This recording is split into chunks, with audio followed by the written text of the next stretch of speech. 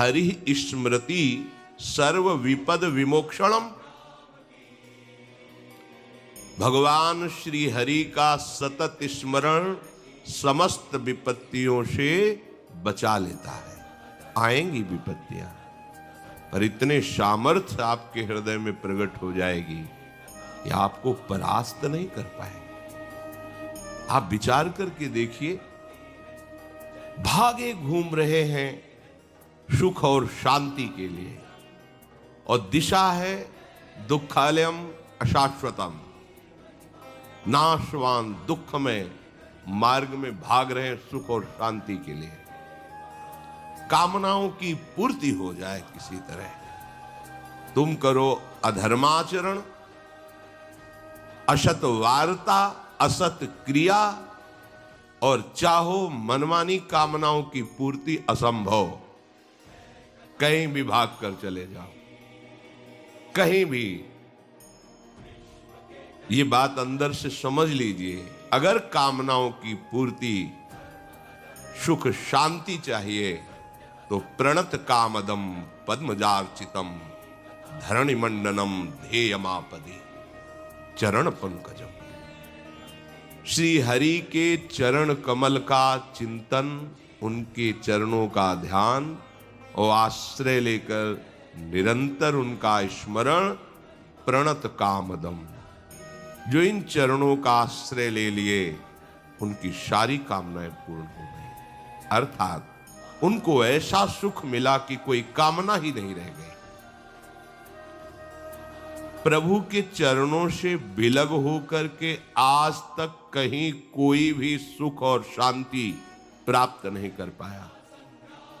भटकने की जरूरत नहीं है, भागने की जरूरत नहीं है, किसी के आशीर्वाद की जरूरत नहीं है। खूब नाम जप करो, धर्म से चलो, दूसरों को सुख देने की भावना करो, तुम्हें दुख का मुंह नहीं देखना पड़ेगा। भगवद स्मरण नहीं करोगे, पापाचरण करोगे, नाना प्रकार की कुमार्गगामी प्रवृत्तियों का आचरण करोगे, ब्रह्मा भी नहीं बचा पाएंगे तुम्हें। अवश्य में वो भोक्तव्यम, जिन्होंने ब्रह्मा को भी प्रकट किया है, ब्रह्मा भी जिनके शासन में, उनके वचन है, अवश्य में वो भोक्तव्यम कृतम कर्म शुभाशुभम। तुम्हें अपने कर्म का भोग भोगना पड़ेगा, कहीं भी भाग के चले जाओ। जो कछु लिखे लीलाट दुख सुख देह संग, भुगते गो जहां जाएगो, यह सिद्धांत अभंग। इसे कोई काट नहीं सकता। भगवत ऋषि जी कहते अभंग सिद्धांत अवश्य में भोक्तव्यम। करो पापाचार, मनमानी आचरण, धर्म का त्याग, सतमार्ग का उल्लंघन, भगवद वाक्यों का अनादर, और चाहो सुख शांति, ऐसा हो ही नहीं सकता। भले बालू पेरने से तेल निकल आवे, जल के मथने से भले घी पैदा हो जाए, जो असंभव है। ऐसा भले हो सकता है, पर बिना भगवान का भजन किए तुम दुख और अशांति से मुक्त हो जाओ, कभी ऐसा नहीं हो सकता।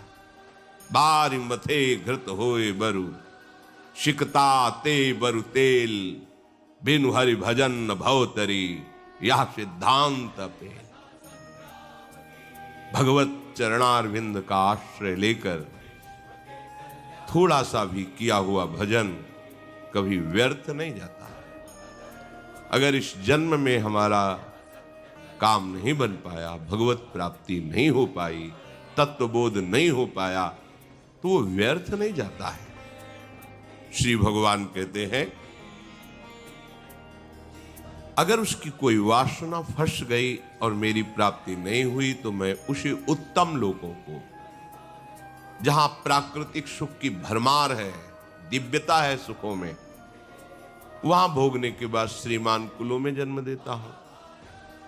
वहां भी भजन का प्रभाव समस्त भोगों से अरुचि पैदा करके उसे वहां से जहां साधन रुका था उसी साधन में लगा देता है, और वो इस जन्म में भगवत प्राप्ति कर लेता है। यदि किसी वासना का उसने आदर नहीं किया और भगवत प्राप्ति नहीं हो पाई, तो अगला जन्म भगवान के भक्तों के घर में होता है, तपस्वियों के, ज्ञानियों के, जहां जन्म से ही भागवतिक संस्कार।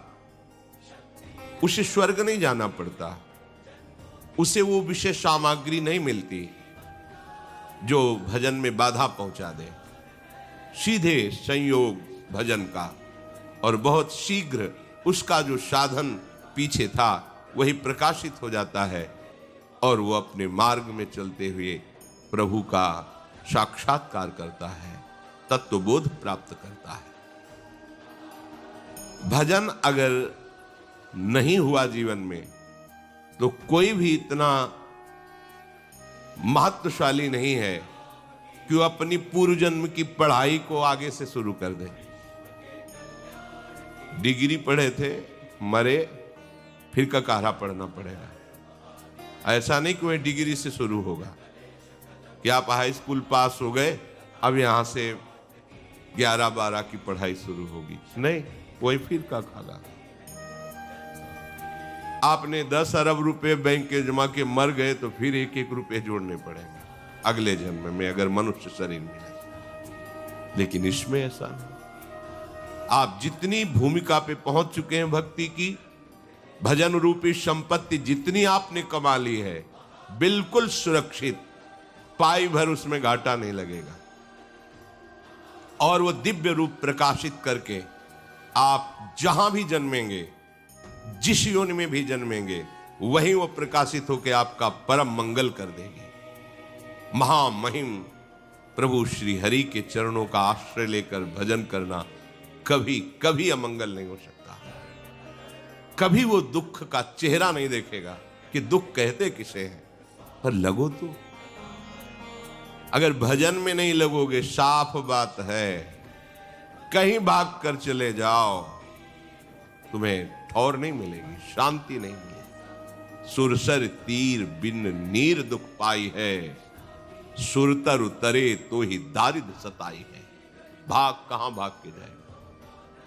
कहीं भागने की जरूरत नहीं। हरि शरणम, प्रभु की शरण में हो गए, उनका चिंतन कर रहे हैं, लीला गायन कर रहे हैं, उनकी कथा सुन रहे हैं, अब आपका कोई अमंगल नहीं कर सकता। विश्वास करो, पूर्व के पाप जो दंड देने के लिए निश्चित हो चुके हैं वो आएंगे, पर भगवत कृपा से सहने की सामर्थ्य होगी।